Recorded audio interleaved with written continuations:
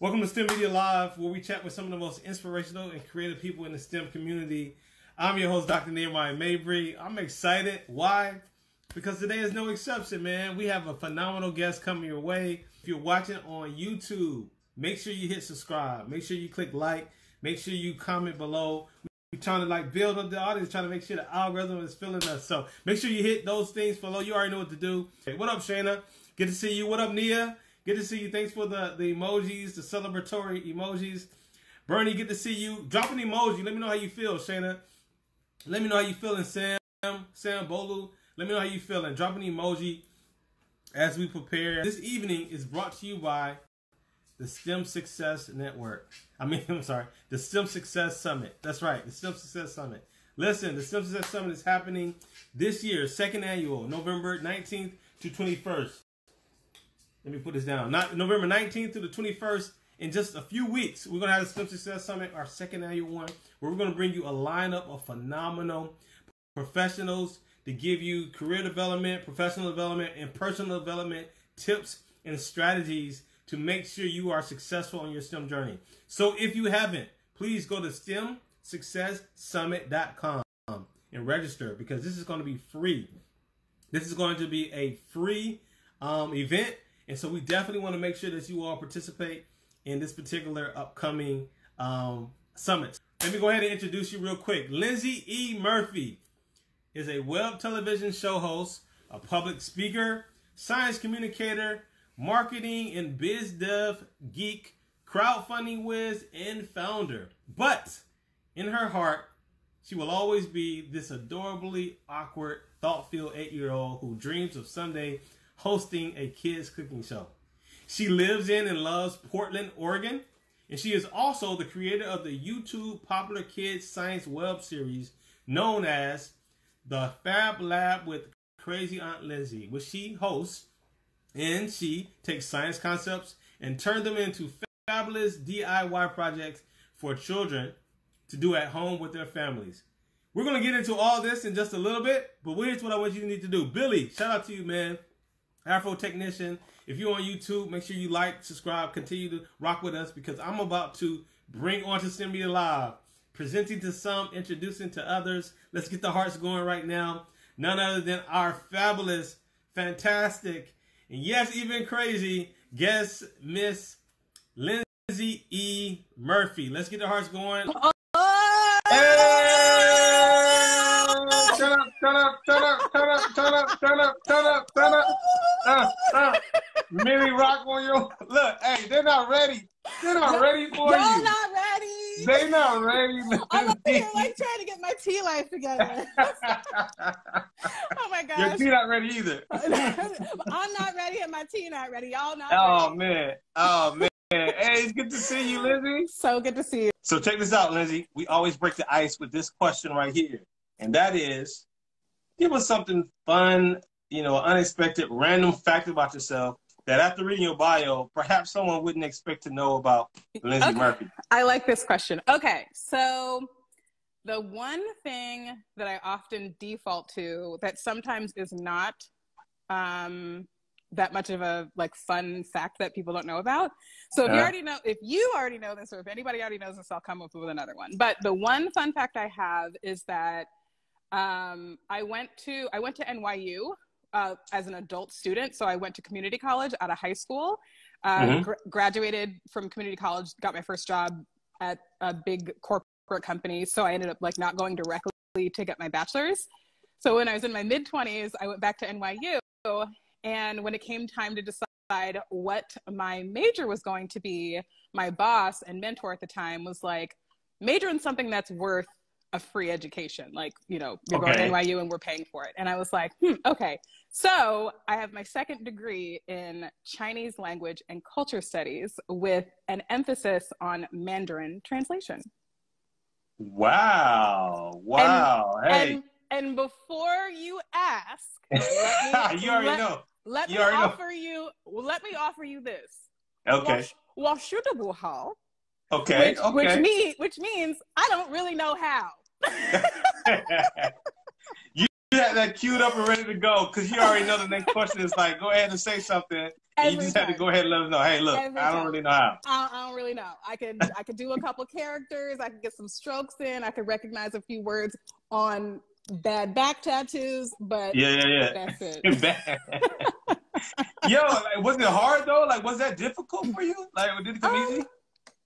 You know, I think learning a language as an adult is hard. And I almost feel like it doesn't matter what language that is. You know, they say that, you know, Spanish is a really easy language to learn for English speakers, and people that speak, you know, other Latin languages find it easier to correlate words and learn the language better. But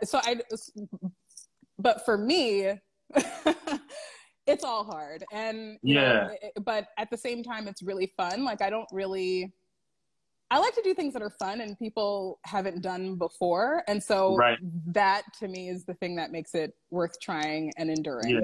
Yeah. Well, check this out, Lindsay. Talking about learning things, you all, in case you don't know, this is Lindsay Murphy. She is an entrepreneur. I just kind of like the term SciComm creative entrepreneur. That's what I put down in the pen. I'm shout out into to it. Everybody. Shout out to everybody watching this on YouTube right now as well. Hey, YouTube. What's the name of your YouTube channel, really quick, so they can just go ahead and tap that up? YouTube.com/the Fab Lab HQ, the one and only. The Fab Lab HQ. So listen, if you're on IG, you got to spend some time to go over and check us out and check the Fab Lab. If you're on YouTube already, go ahead and open that tab and go ahead and check it out. Hit subscribe while you can right now. But this is what's so interesting about you, Lindsay. We're talking about learning, going back to school and all that. Like, you don't actually have any formal training. Being a science communicator, none of your degrees are in science. Is that correct? Not one. So what was your first degree in? Like, what was your education in? Well, okay, so as I mentioned, I went to community college out of high school, which is, for me, was the best decision I could have ever made. It wasn't cool back then, but it was for sure the best thing that I ever did. So I actually have 2 associate's degrees, because I started out my first year doing one thing, and then I was like, oh, I want to try this other thing. But my advisor was like, oh, well, you have enough credits for this degree, so you might as well just take this chunk of credits and get the second degree. So I have one degree in history, liberal arts. They're both liberal arts degrees, one with an emphasis on history and literature. And then my second degree is in media studies. Oh, that's dope. That's dope. You know, honestly, to be very honest with you, doing STEMedia and all this, if I was able to go back and take some classes, I definitely would take some media studies classes, some communication classes, because, you know, one of the things is, like, no matter how much you know, and you know this is a SciComm, no matter how much you know, how much intellect you have, if you can't properly communicate it to people in a way that they can understand, then it's really, like, useless. You know, you can't really use it as much as possible, because you need to be able to communicate the things that, you know, we all kind of gather and understand for ourselves, just to make it continue to be passed on and be useful for those beyond us. So I love that. I totally agree. And just because we're here, I have to give a quick shout out to my favorite, like the best professor I ever had, Ray Kalis, who is at County College of Morris. Shout out to y'all. He is, I mean, a media expert, but he was also quite a media historian. And knowing the history of media and the development of media, which sort of coincides with marketing and advertising, is, I mean, it was over the moon. So anyway, just shout out to Ray Kalis. Yeah, shout out, for real. Everybody, this is Lindsay Murphy. I see some people coming in. I see Jenny Codenbite, good to see you. Nada Collectibles, good to see you. Yes, 22 page. Here's the thing, though. Like, so you are in SciComm, super creative. I was reading your bio. One of the things that was very interesting is that you started, I mean, you've been in the game longer than I have with STEMedia. You started, in 2010, doing your low-key side hustle with just a few people, and then it just kind of blossomed from there. Before you give us a start, just think like maybe one step before that, and just give us a little idea of how you even got interested in building this media brand to begin with in the science domain. Sure. So, I mean, it's kind of a long story that I've been working at making shorter. So I'll give it a try. But I was in my career really early. I went to community college out of high school when I graduated. But when I was in high school, in addition to going to regular school, I went to the Fashion Institute of Technology in New York, so FIT. And so from 15, I was taking college level courses in advertising and fashion merchandising. And then when I was 16, I started interning at a major fashion house showroom. I'll leave the details down. Oh, you don't want to drop the name? You don't want to name drop? Well, no, because that was the place that I discovered that fashion, in fact, was not the industry for me. Was not okay. Because people are mean and very hungry, and I am a very kind, cuddly girl that loves to eat. So there were savages. There were savages out there, basically. Oh, for sure. And I'm just not competitive enough for certain things. So anyway, long story short, by the time I was 18, graduating high school, all of my dreams had been shattered. And so I went to community college. While I was at community college, I continued to intern. So I interned at major movie houses, small production companies, PR companies, anywhere I could get to give an internship to a girl to me. From the West Coast? Because you're in New York. You were in New York. I'm an Portland. East Coast girl. I'm an East Coast. No, you're East Coast girl. Okay, I'm currently from Jersey. All right, I won't mix that up. So Jersey, it's crazy. Okay. So you're originally from Jersey? Yeah. Oh, okay. I didn't know that. That's awesome. Yeah. Okay. Yeah. So you were already over there. So I was already on the East Coast. Yeah. And so finished high school, didn't want to go to any of the schools that I thought I wanted to go to, went to community college, interned. And when I was set to graduate and go to Rutgers to finish my bachelor's degree, first I got a phone call from somebody at MTV Networks who was working on this new questionable service called On Demand that no one knew quite what to do with. What is this video on demand thing? Yeah. It wasn't even, it was just like, there's TiVo as a proof of concept. We've got, 30 to 100 years of content that we can digitize. We need someone to do it. We don't want to throw a project manager at it because that would be too expensive. So let's just hire someone who's excited to be in the MTV Networks building, who we can pay nothing to do it. And that's what they did. Yeah. And so I graduated on Thursday. That Monday I started at MTV Networks. It was just supposed to be a 3-month job, and it ended up being a 2-year job. And so let me just circle back to your question before I go off on a full-on tangent. What was your original question? I'm interested though. But yeah. Go ahead. So yeah, that was how I entered my career. So I was 19 years old. In my office at MTV Networks. Like, I had a full-on job. I reported to several of the major executives at Viacom because, VOD was so new and nobody really knew they didn't know how to make it viable. Viable means, how do we get advertisers to spend money against this? How does advertising work with on-demand content? And so me and my teammate Sabrina Scatina, who was at MTV Networks a few months before I got there, we literally we figured it out. And then iTunes took over and all these other big companies took over. So I ended up going. It's so funny though, because that was, little did you know, that was basically the seedling for what is normal now. That's completely normal now. And I learned a lot at that job about what it meant to take really difficult, confusing information and synthesize it very simply so anyone could understand and be interested in it. So I owe a lot to that job. But anyway, so how did I get into science? So I'm in this job for a couple of years and I kept getting recruited into roles. By the time I was in my mid-20s, my very early mid-20s, I was recruited into a job as director of business development at an ad agency.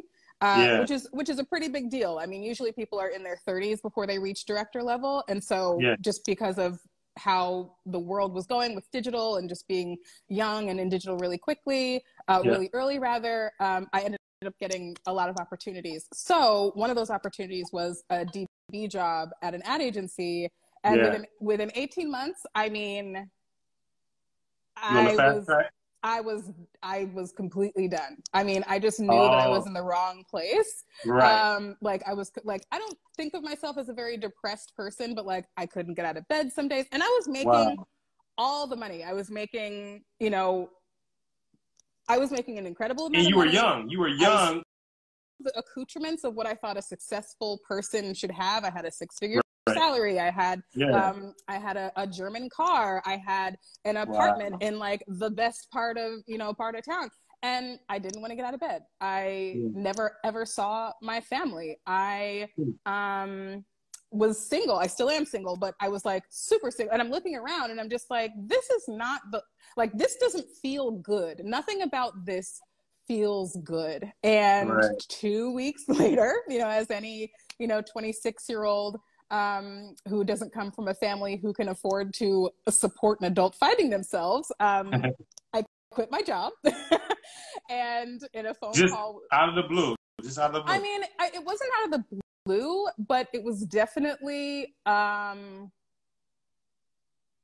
would say it was abrupt, but it wasn't out of the blue. And I mean, I gave them like a month runway. Like I didn't just like quit and dip or anything like that. But it wasn't good. So I quit my job, and my mom was like, "What are you gonna do? Because you can't move home."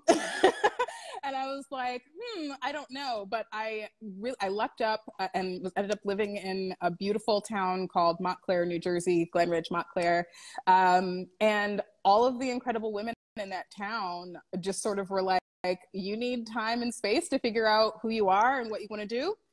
We'll give you that time and space. We'll give you a little stipend, move into this person's house. You'll drive that person's car, and you'll just take all of our kids and you'll shuttle them back and forth. You'll take care of date night. And so just really my community made it possible for me to have the space that I really needed, that I don't know that modern, I don't know what the word is, like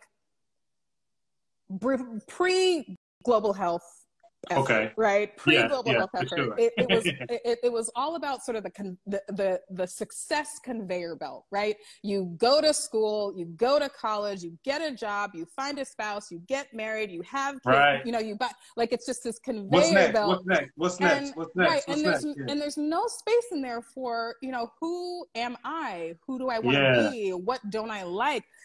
So many of us live lives that, and I for sure was this person, while I didn't have parents who were like forcing me to go in any direction or not, I definitely looked around and wanted to be successful. I wanted to be a successful person. I wanted people to think I was great. There are all these things that I think all of us can relate to. We all want to feel like our best version of ourselves. And for me, I thought that it was the 6 figures, the German car, the this, the that. And that didn't work for me. So I stopped everything and took care of people's kids. And it was in that season that I discovered that children are my life. Yes. I mean, I would have never, ever discovered that otherwise. I had to go through some really hard things and let life unfurl, as opposed to try to make it be what I think it should be, which I did try and did not have a good time doing. But I discovered that children are my life's calling. And I sort of made a silent commitment that I was going to figure out how to make that my life forever.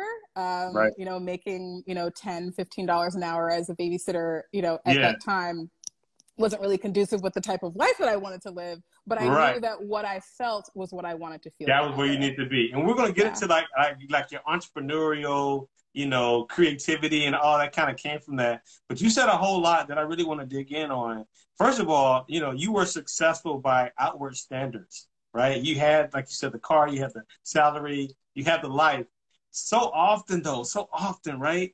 People know that what they are feeling isn't what they want, but they don't want, not so much that they, are afraid to leave it, but they don't want the other people looking at them to look at them like, what's wrong with you? Like people, we're so afraid of what other people will think. You know what I mean? Mm-hmm. And so that's what I'm like really interested in, how you can maybe speak to maybe the type of struggle you had over that. And then also like, what would you say to a person now who's like, because you didn't completely leave, I guess, some of the craft that you learned and picked up 100%. You just left the traditional structure, image of success to find what you found was your calling. Mm-hmm. So speak to that person who says, I know, like, if I took some time, or if I was just not afraid, I could find that spot, but I don't want people to look at me sideways. Like, speak to that for a second. You know, I've got to figure out a really good answer for this, because I don't, and I get asked it quite often. I was bullied a lot growing up. From the time I was like maybe in 3rd grade to like 7th or 8th grade, there were a group of girls that were just really mean to me for like what I felt like was no reason. And I think that what that taught me was not everyone is going to like you. Not everyone is going to get you. But if you live toward that, like if you live toward what other people think about you, you're going to have the same struggles that life has to throw at you. Right. And you're going to have to do it within the confines of something pretend that you made that just makes everything worse. You know, what I deal with now, you know, money problems, you know, just like all the, and I don't have money problems, but like all the things that life throws at me, like these are normal things. And that's another thing. Like maybe the best answer is that there's not any one person on this planet that everybody loves. I think about the fact that, you know, Mr. Rogers was like hated by like some pretty prominent people. That's crazy, right? Yeah. Martin Luther King Jr. was loathed by his own people. Very prominent people of the day and some of his own people. I think about, I don't know. I mean, I think about Jesus, you know, whether you think this is a factual or a fictional character. Right. Like Jesus, who was just like healing people for free and giving out snacks, like people didn't like him. So anyway, I just think about the fact that there is no one person who satisfies everyone. And there is no one person who's going to satisfy you except for the whole version of yourself that you endeavor to discover. And it is your job with your life. That is the only thing that you're here to do. You know, we talk so much about like purpose and authenticity and like, all these things, but really the purpose that you have, the one thing that only you can do on this planet when you get here is figure out who you are and who you want to be. And I just say, endeavor that. I mean, because you're going to get to it one way or another. Like that's the other thing. I talk to a lot of people who just left college or are still in high school. And then I also talk to a lot of people who I consider to be mentors and friends who are in their 50s and 60s. And of course, friends who are in my current, age area of like, my 30s. And I just remember as a little girl hearing from women, oh, your 30s are the best. Your 30s are the best. Why is it your best? Oh, because you stop caring about what people think and you just kind of da-da-da-da-da. And I mean, for me, that happened, I think, in my early 20s and back in my junior high school days when I just realized you can be the nicest, sweetest, kindest, most generous, most altruistic, most sacrificial person, and someone is still going to have a bad word for you. So you just have to like yourself. Because if you like yourself, everybody else can kick a rock for all you care. I mean, for real. So I don't know if that is helpful. No, you 100. Listen, y'all give us some hearts right now. If you're on YouTube, give a comment, tell her. You got people saying, Billy said no lies detected. And Indira said, facts. Preach, Lindsay. You get it so much. Live your life for you. I can relate so much. I Heart Travel says, amen, Genetics Diva. You're getting a lot of like just resonation with this. And the thing is like, like you said, like for you to have figured that out younger, I mean, honestly, people are still struggling with that. And then I can't even say that I'm 100% free of it. And you're so right in that once you are able to kind of get past this idea that everyone has to like me, you're almost on a fast track to now fulfilling the purpose, like you said, to really like, all right, who am I, right? What do I like? Am I wearing this because other people are wearing it? Am I doing this because this is what you're supposed to do? And I just love like the boldness that came out of your answer, because that alone, I think, brought some, some healing and really just like probably broke some chains people right here on the live. So thank you so much. Aw. Y'all give her some love, give her some hearts, give her some hearts, give her some love. I do hope that's true. One of the Yeah. goals that I have in the Fab Lab, which we'll talk about at some point, For sure.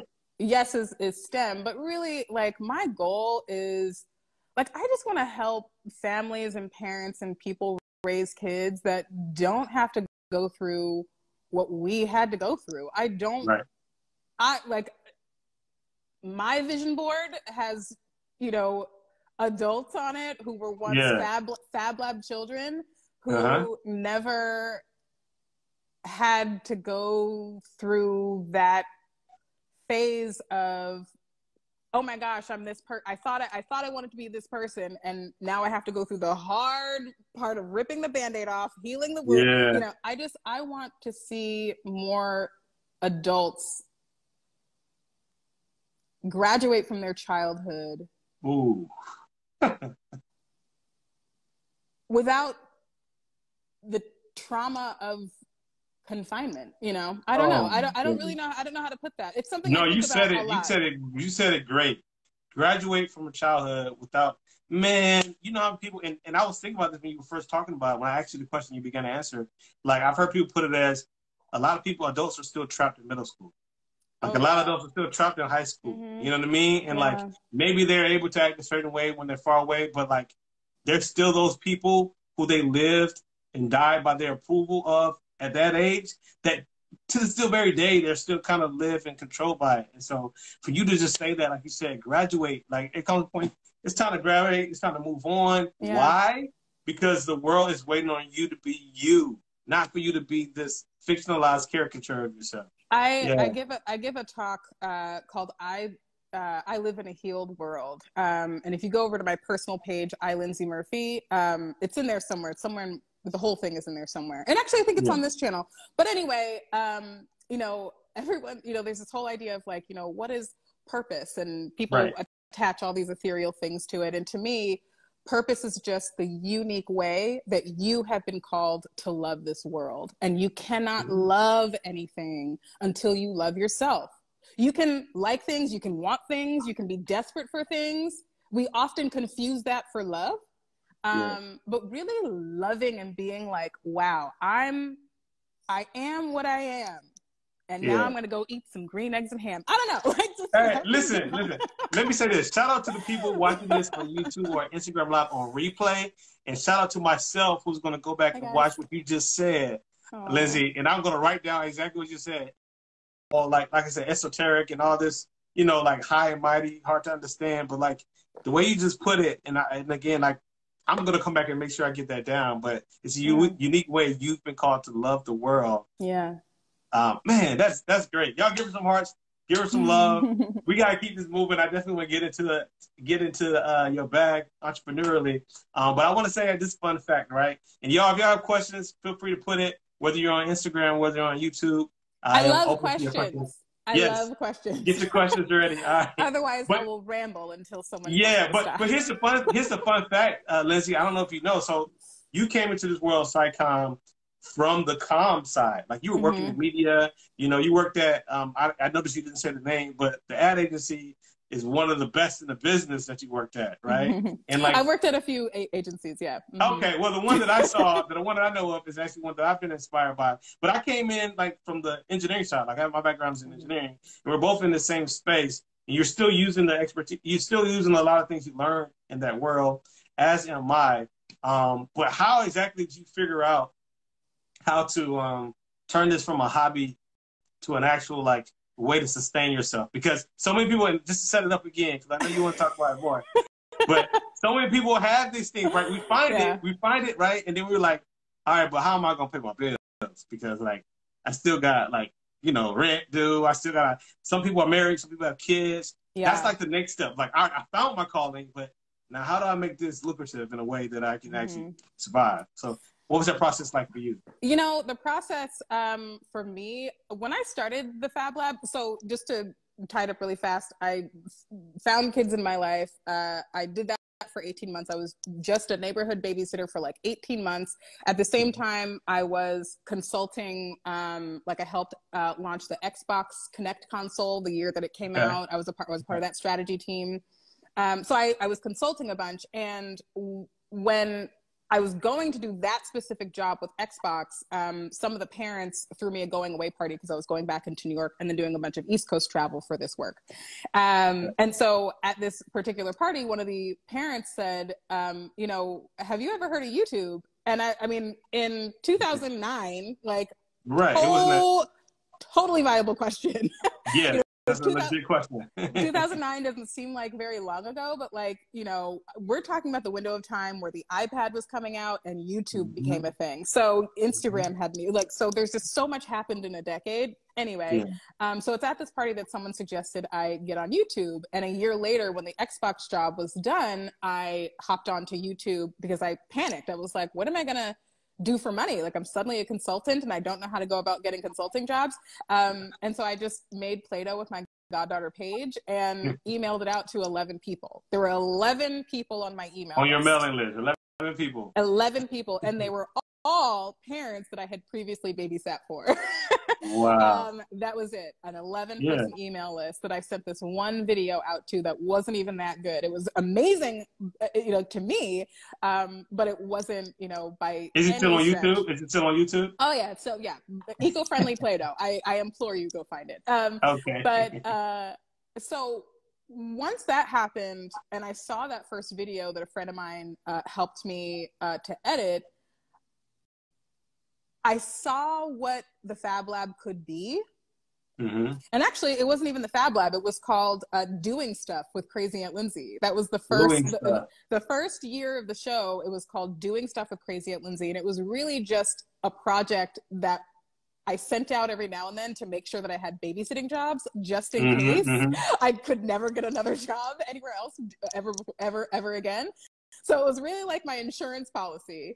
So I sent those videos. So I just sent those videos out, but I saw the possibility. I just did not believe in it. I didn't believe that anyone would be interested in seeing me on television, or what we now, you know, YouTube is now basically TV. But like, I didn't think that. And it's the same insecurity that I latched onto when I was 8 years old. In the bio, you mentioned that I wanted to be a kids cooking show host. When I was eight, Food Network turned on for the first time. And I was convinced that I was going to be Emeril Lagasse. Like, I was convinced that I was going to host a kids cooking show. Like, I got a show coming. I got a show coming.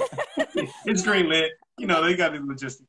But then it was just like, the only Black person that I see on television is Oprah. The only supermodel I can think of is Naomi Campbell, and I'm neither of those people. And the rest of the world is saturated by people who don't look like me. And the messaging that I receive both covertly and directly is that, you know, I'm fat, or I'm not attractive, or I'm not this, or I'm not that. So I convinced myself, or the world participated in me coming to believe that I should not be a person in front of the camera. So I spent all of my life, literally from the time I was 8-10 years old, working to get on the back end of things. And so when I saw this first video of mine, literally a flash of what was possible came into my mind 10 years ago. The show actually, this week, oh my gosh, on the 4th, if we're all still here, my show turns 10.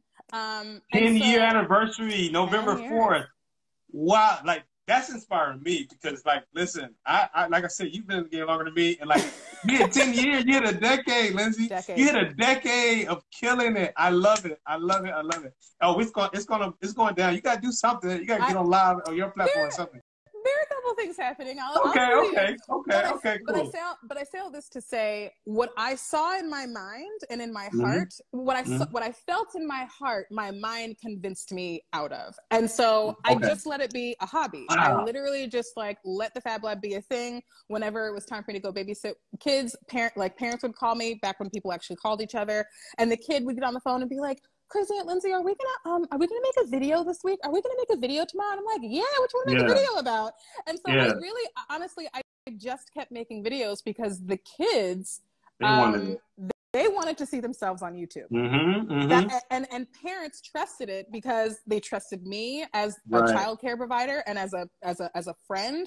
And the kids just got a kick out of it. So I just kept doing it for the kids. And there was a huge chunk of time for like 2 or 3 years where I was like going through my crazy life changes, moved across the country to Portland, Oregon, where I wasn't making any content. And I was, kind of Facebooking, kind of Instagramming, kind of YouTubing, but mostly not.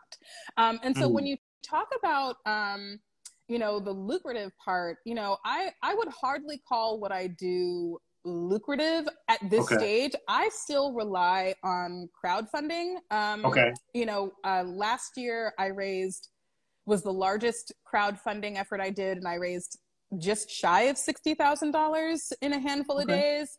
And so in a handful of days. That's awesome. I mean, it was a 30-day campaign, which I think is about average for most people. And I raised the majority of the money in the last 3 days, which is which is basically what happened. So I always, in my mind, I'm like, yeah, it took me 17 days to raise, $2,000. And then in 4 days I raised the exponential curve hit. Yeah. I dig it. And then I do get sponsors and I do get partners, and I have a pool of what I call community partners who are people like, STEMedia, other people who just believe in the mission and want to support the mission. You have Patreon too, right? Patreon.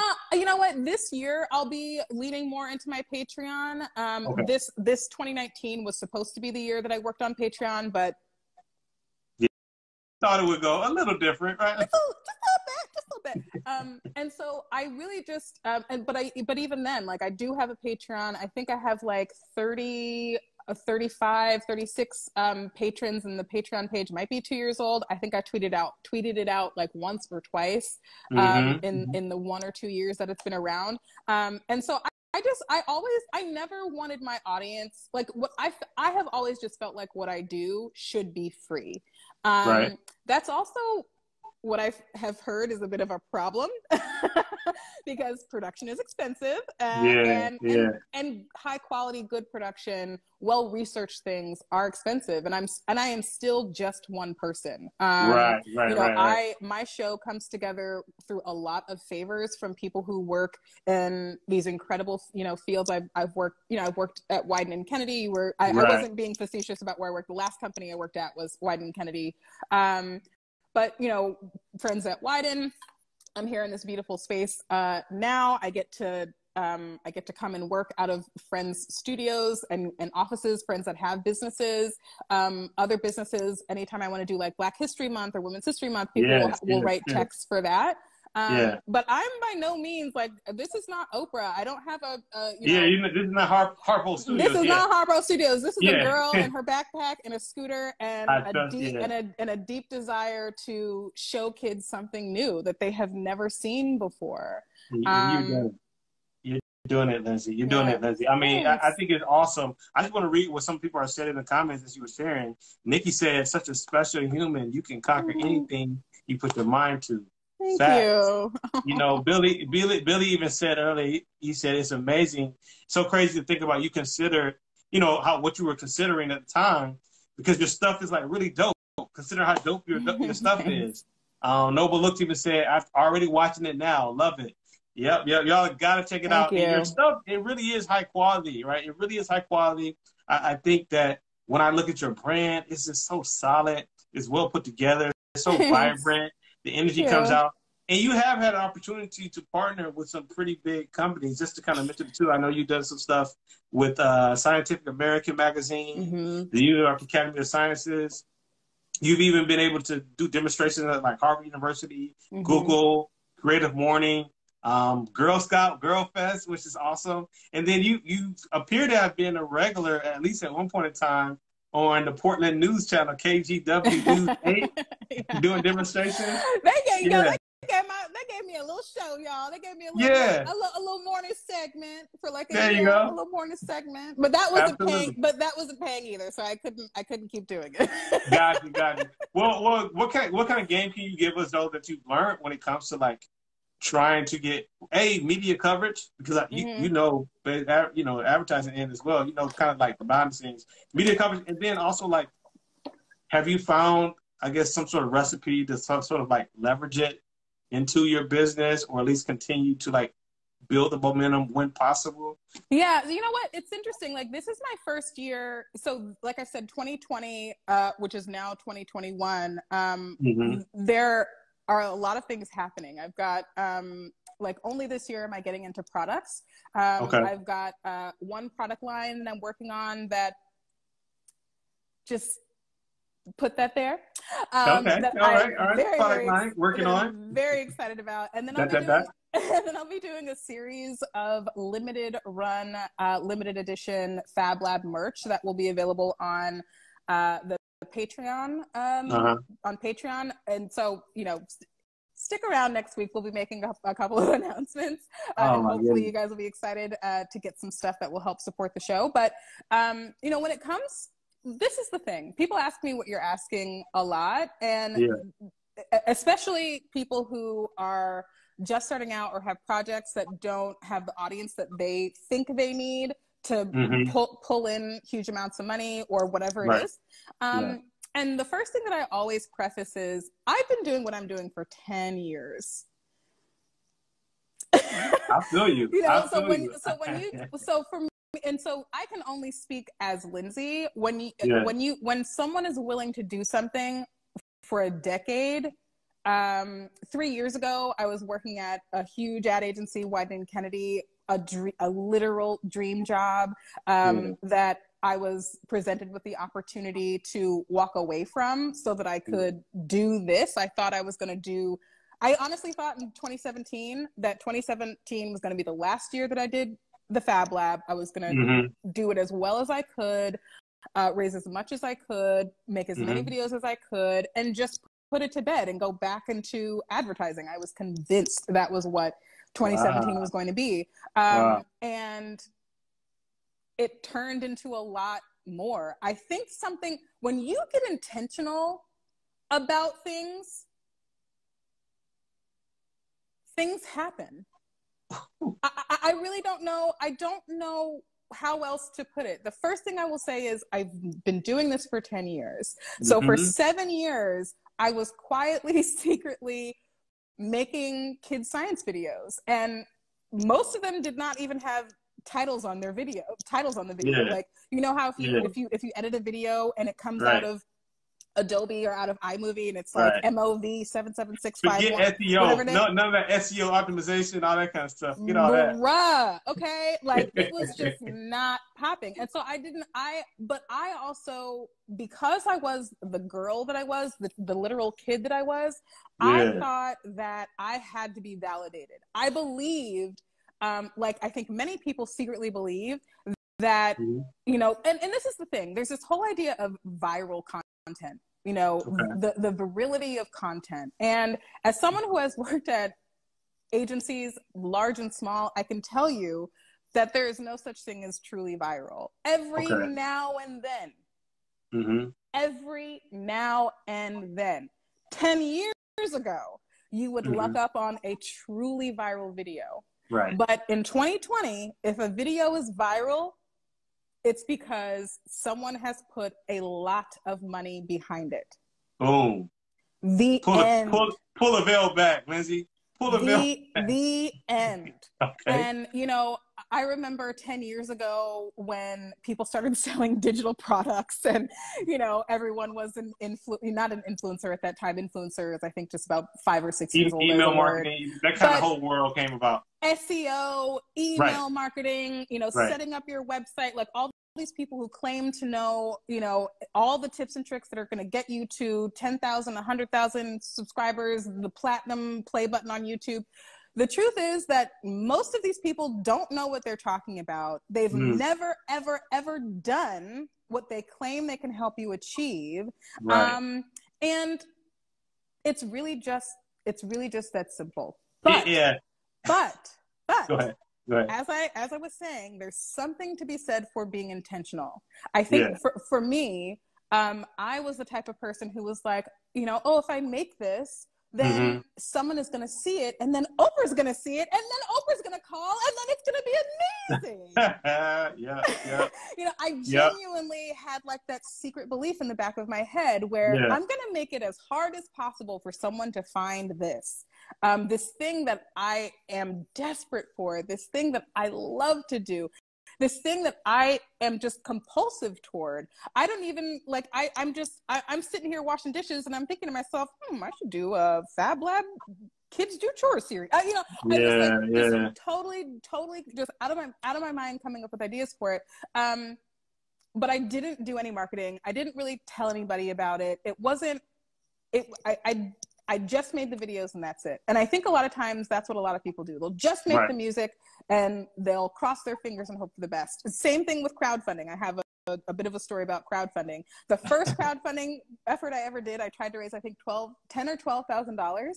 And I spent so much time setting up the page. I made my mom give me $100 and some to make get a PR wire, press release put out there, this whole thing. And I put it up, I tweeted it out once, I Facebooked it once, and then I left it alone.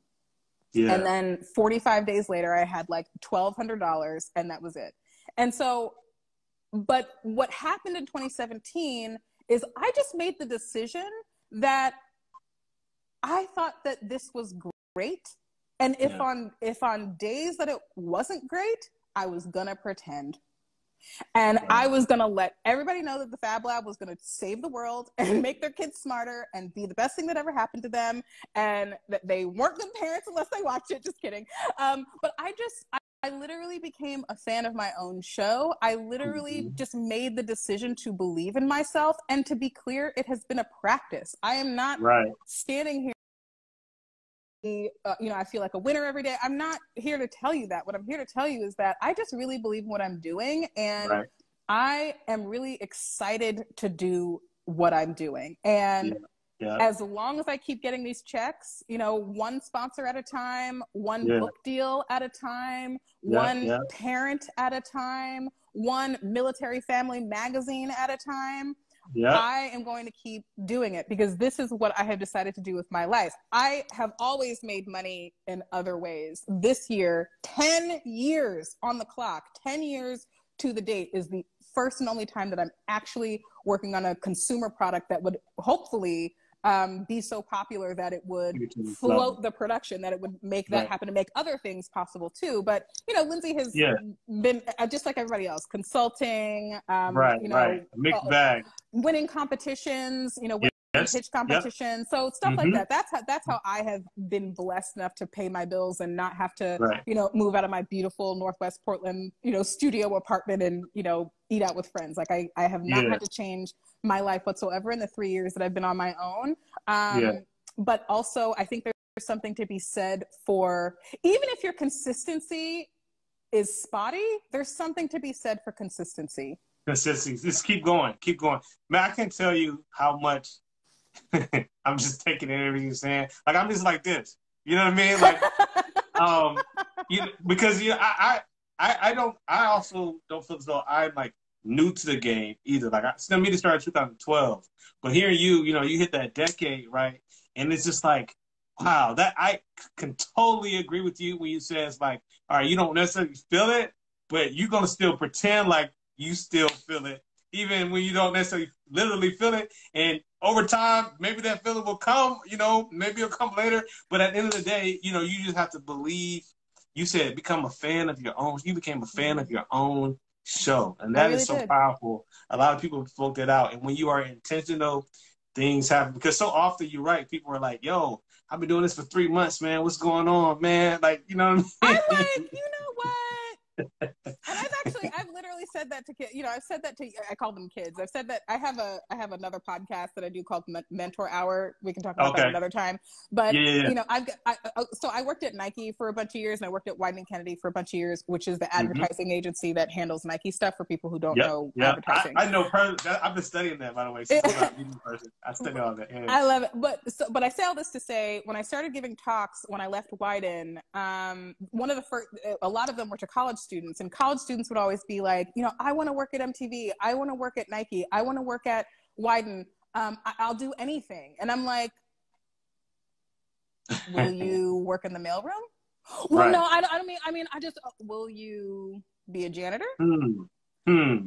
What do you want to do? Because if you tell me, just like right now, like for me, you know, having been a person that worked at a place like Nike and Wyden and MTV, those are big brand names that just automatically give you clout, give you whatever it is, right? Yeah. But I remember growing up and, you know, people being like, and still a little bit, but I would meet guys, you know, in like New York or Philly or wherever it is, and they're like, yeah, I'm a rapper, you know, and I'm like, oh, that's great. Like, you know, where's your album? Oh, I'm working on and, you know, or they've never done a song, they've never done a thing. Or now it's all about, oh, I'm an influencer, I want to be an influencer. Like there's always these like cultural icons, these cultural title icons of what success is, which basically is just like popularity. When someone says to me, I want to be an influencer, I'm basically just hearing, I want validation and I want people to like me. So similarly, when people are like, oh my God, I lost my train of thought. Yeah, so some people are like, yo, I just started this business, we started this brand. Yeah. So when people are like, oh, I just want to work at MTV, I just want to work at, I'll do anything. I'm like, you don't really want to do anything. First of all, you want to work at these places because you feel like you're missing something that these places can fill in the gap for you about. You don't feel cool, and working at Nike makes you cool. You don't feel cool, working at MTV Networks makes you feel cool. You don't feel popular or cool, so you want to be an influencer with 100,000 subscribers. Right. You don't actually want to do those things. So that's why I say, like, take some time to figure out who you are and what you want to be and who you want to be in this world. Because for me, and I'll give you an example. When I was doing these talks at different colleges and kids could say to me, I want to be an art director. And I'm like, great, what kind of art direction do you want to do? Well, I really like consumer products and I really like da-da-da-da. And I'm like, oh, great, I know where to point you now. I can make an intro at White and Kennedy for you now. Because you don't want to just work at the place. You want to do the thing. And I say the same thing about this. I mean, just to circle back to your last question, and maybe I'm still on your last question. I told you I'm a rambler. I'm so sorry, guys. It's all good. But similarly, you know, it's like, do you want 1 million subs? Or do you want to share with people who you respect something you love? You better chill out. I'm about to throw this water bottle at my phone. Yo, to me, it's so much about, like, don't tell me about the result that you want. Tell me about the process you want to experience.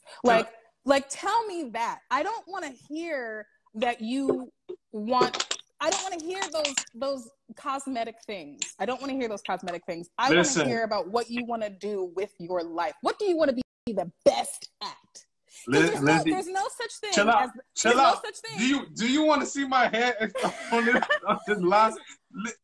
There's no such thing as the best influencer ever. Yes. No such thing. It's a process. It's not an event. It's a process. And people look at the snapshot and say, I want that snapshot. But no, it's a process. Do you love the process? Do you love the process? And you're echoing, you're literally verbalizing. I'm hearing you say things that I literally been thinking to myself recently. Like, even like you take the acronym STEM. Like, I remember when I first felt like this was something I need to do. I wasn't too familiar with the acronym STEM. But then when I found out, I was like, oh, okay, that's exactly the realm that I want to kind of be active in, what I want to do. And so STEM has become definitely the title that I use.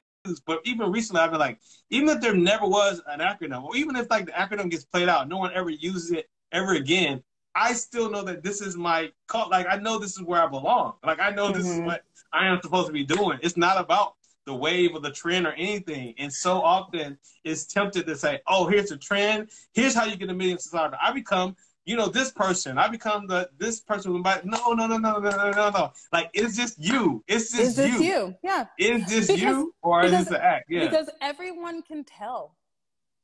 Everyone can tell when it's not. Yeah. Everyone. So anyway, I say, like, what's the process that you want to experience, and then dive into that.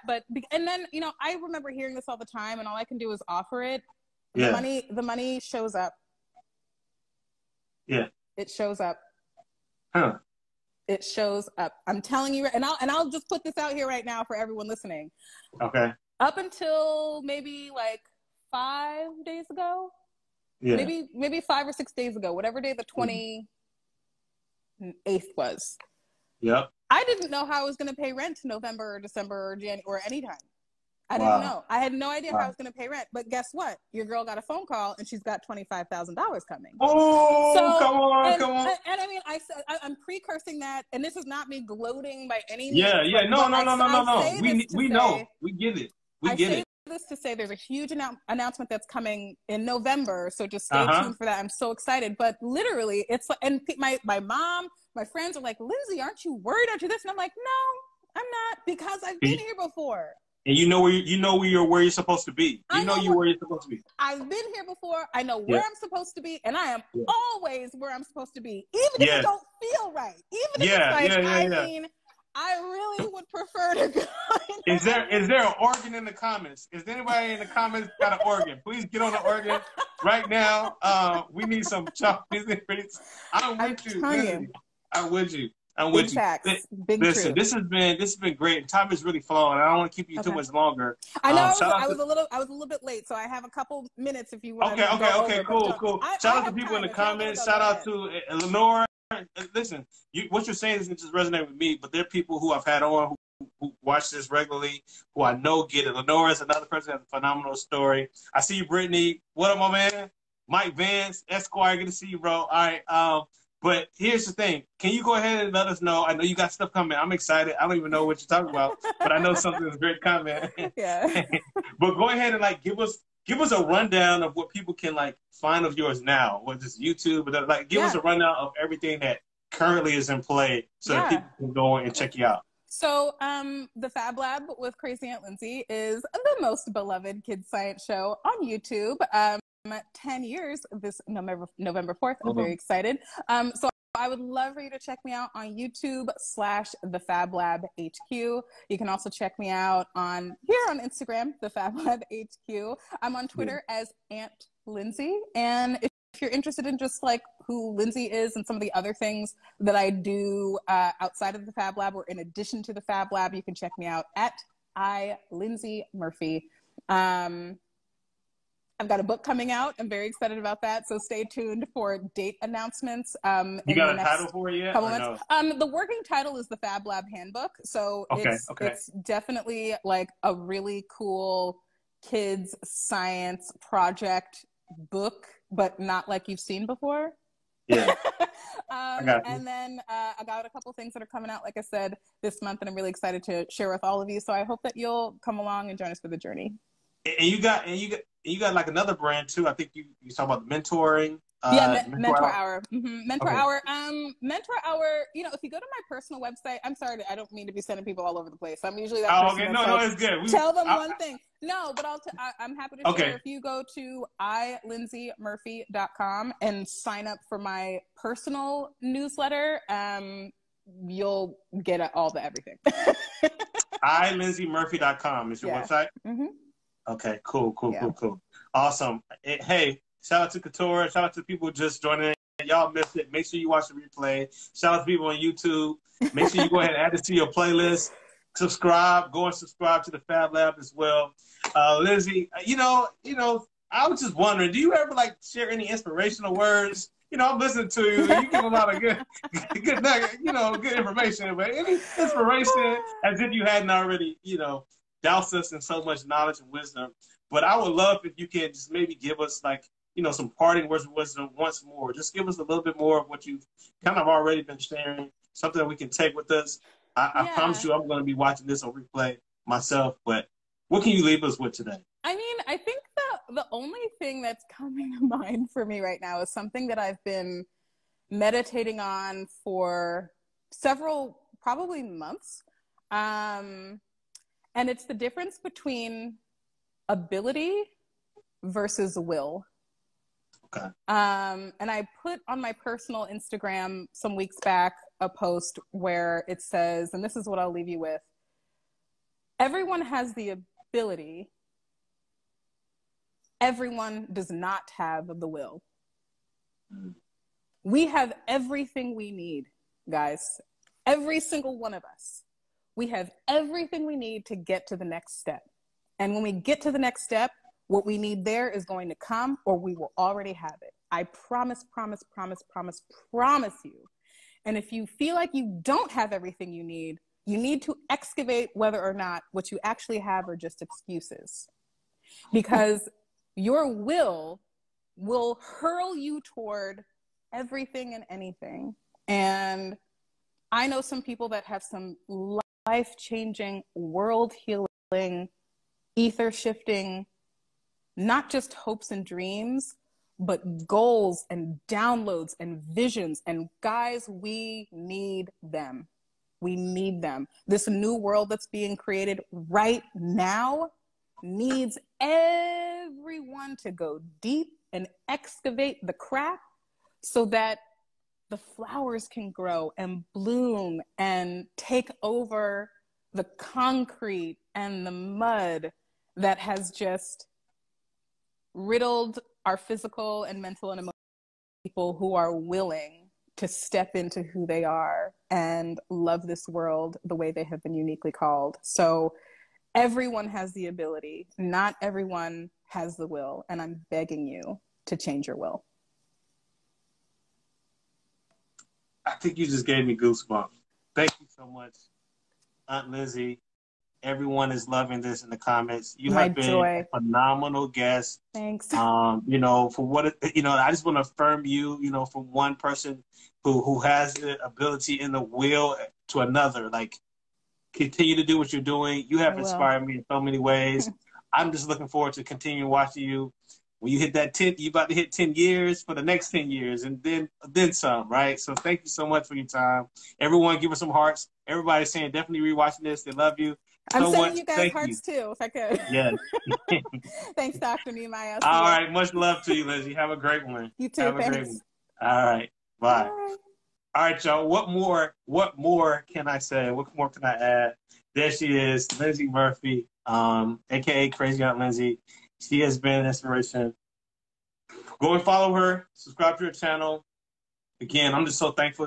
Thank you, Lindsay, for being able to come on STEMedia Live here on Instagram. Again, you all join us for the STEM Success Summit coming in just over 2 weeks. It's going to be great. It's going to be fire. If you enjoyed this, just kind of multiply it by a little bit more, even though I know it's hard to imagine how great this was with Lindsay.